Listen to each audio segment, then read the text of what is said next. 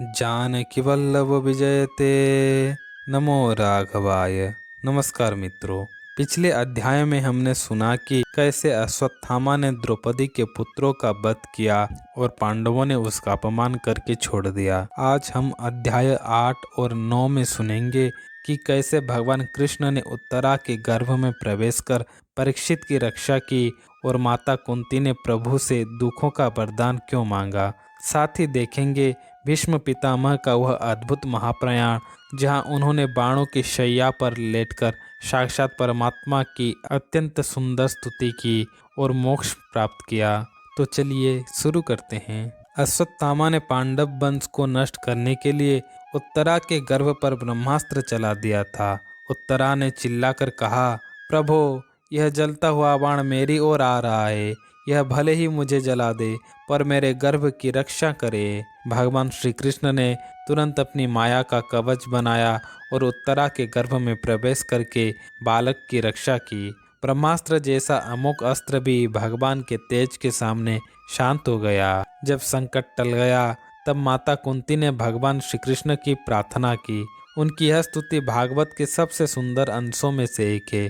कुंती जी ने कहा, हे प्रभु, आप सबके हृदय में हैं, फिर भी अपनी माया के पर्दे के पीछे छिपे रहते हैं। जैसे कोई वेश बदलता हुआ कलाकार पहचाना नहीं जाता, वैसे ही दुनिया आपको नहीं पहचान पाती। फिर कुंती ने कहा, हे जगतगुरु, हमारे जीवन में पग पग पर विपत्तियां आती रहे, क्योंकि दुखों में ही आपके दर्शन होते हैं और आपके दर्शन हो जाने पर फिर जन्म मरण के चक्र में नहीं पड़ना पड़ता।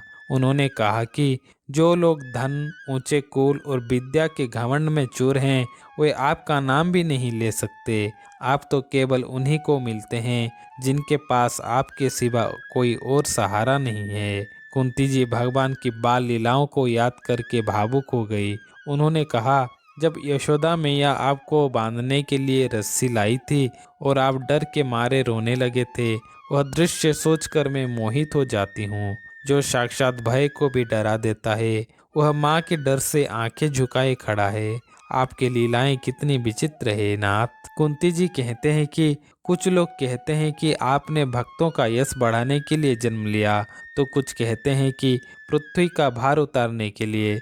लेकिन सच तो यह है कि आप अपने प्रेमियों को आनंद देने के लिए ही अवतार लेते हैं। हे कृष्ण, पांडवों और यादवों में मेरी जो ममता है, आप कृपा करके स्नेह की इस फांसी को काट दीजिए। उन्होंने प्रार्थना की कि जैसे गंगा की धारा बिना रुके समुद्र में गिरती है, वैसे ही मेरी बुद्धि भी किसी और तरफ न जाकर हमेशा आपसे ही प्रेम करती रहे। कुंती जी की स्तुति सुनकर श्री कृष्ण मंद मंद मुस्कुराए और द्वारिका जाने के लिए रथ पर सवार हुए। लेकिन राजा युधिष्ठिर ने प्रेमवश उन्हें रोक लिया। युधिष्ठिर महाराज युद्ध के विनाश को देखकर बहुत दुखी थे। युधिष्ठिर बोले, मुझ जैसे दुष्ट व्यक्ति को देखो। मैंने इस नश्वर शरीर के लिए, जिसे अंत में सियार और कुत्तों ने खाना है, अक्षौहिणी सेना का नाश कर दिया। मैंने अपने गुरुओं, भाइयों, चाचाओं और मित्रों को मार डाला है। मुझे लगता है कि करोड़ों वर्षों तक भी मुझे नरक से छुटकारा नहीं मिलेगा। हालांकि कृष्ण और व्यास जी ने समझाया कि धर्म युद्ध में मारना पाप नहीं है, फिर भी युधिष्ठिर का मन नहीं माना। उन्होंने कहा, जैसे कीचड़ से कीचड़ नहीं धोया जा सकता, वैसे ही हिंसा वाले यज्ञों से हत्या का पाप नहीं मिटाया जा सकता। फिर अध्याय 9 में राजा युधिष्ठिर का शोक दूर करने के लिए भगवान श्री कृष्ण उन्हें लेकर कुरुक्षेत्र पहुँचे। उनके साथ पांडव भाई व्यास जी और धौम्य जैसे ऋषि भी थे। वहां उन्होंने देखा कि भीष्म पितामह बाणों की शैया पर लेटे हुए हैं, मानो आकाश से कोई देवता पृथ्वी पर गिर पड़ा हो। भीष्म पितामह जैसे महान धर्मात्मा के अंतिम दर्शन के लिए नारद, परशुराम, वशिष्ठ, विश्वामित्र और सुखदेव जी जैसे बड़े बड़े महर्षि और देवर्षि वहां एकत्र हुए। भीष्म जी ने अपनी मरणासन अवस्था में भी उन सब का उचित सत्कार किया।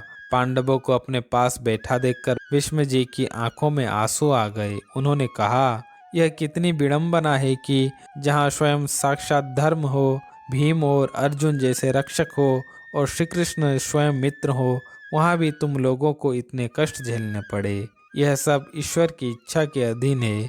बड़े बड़े ज्ञानी भी भगवान की इस लीला को नहीं समझ पाते, इसलिए अब तुम शोक छोड़कर अपनी अनाथ प्रजा का पालन करो। भीष्म जी ने युधिष्ठिर को बताया कि जिन्हें तुम अपना ममेरा भाई, मित्र और सारथी मान रहे हो, वे साधारण मनुष्य नहीं बल्कि साक्षात नारायण हैं। भगवान शिव, नारद और कपिल देव ही इनके प्रभाव को पूरी तरह जानते हैं। भीष्म पितामह ने भगवान से प्रार्थना की कि हे प्रभु, आप तब तक मेरे सामने ही रहें जब तक मैं इस शरीर का त्याग न कर दूं। योगी लोग ध्यान में आपके जैसे चतुर्भुज रूप का दर्शन करते हैं, उसे मैं अपनी इन आंखों से देखते हुए प्राण त्यागना चाहता हूँ। भीष्म जी अपना प्राण त्यागने से पहले युधिष्ठिर को यह सब बताया जो एक राजा और मनुष्य को जानना चाहिए। उन्होंने दान धर्म, राजधर्म, मोक्ष धर्म और स्त्री धर्म का वर्णन किया।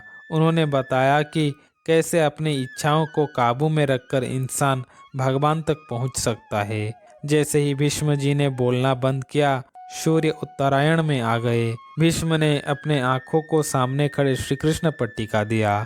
श्री कृष्ण का वह चतुर्भुज रूप, पीला रेशमी वस्त्र और उनकी मधुर मुस्कान देखकर भीष्म जी के बाणों का सारा दर्द गायब हो गया। उनके सारे अशुभ कर्म नष्ट हो गए और उन्होंने यह अद्भुत स्तुति शुरू की। प्रभु, अब तक मेरी बुद्धि संसार के कामों और युद्धों में लगी थी। अब मैं उस बुद्धि को शुद्ध करके आपके चरणों में चढ़ाता हूँ। आप वह है जो अपनी मर्जी से इस संसार में लीला करने आते हैं।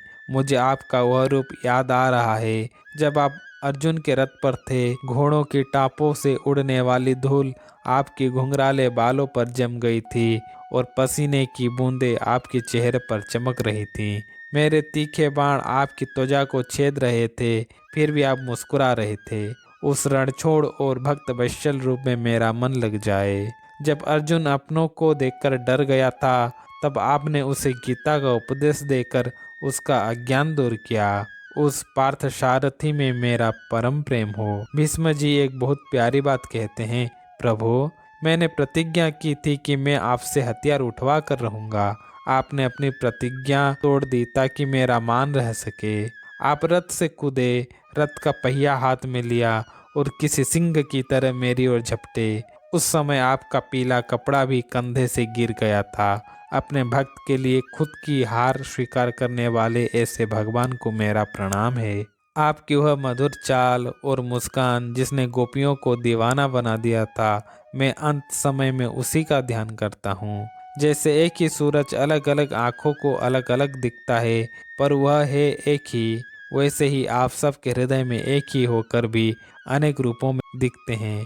आज आप साक्षात मेरे सामने खड़े हैं, मैं आप में लीन हो रहा हूँ। स्तुति पूरी करते ही भीष्म पितामह ने अपना शरीर त्याग दिया। सूत जी कहते हैं कि जैसे दिन ढलने पर पक्षियों का चहकना बंद हो जाता है, वैसे ही भीष्म जी के शांत होते ही सब चुप हो गए। आकाश से फूलों की वर्षा हुई और देवताओं ने नगाड़े बजाए। भीष्म पितामह के शांत होने पर महाराज युधिष्ठिर ने उनका अंतिम सत्कार किया। कुछ क्षणों के लिए युधिष्ठिर शोक में डूब गए। युधिष्ठिर, पांडव और भगवान श्री कृष्ण वापस हस्तिनापुर आए।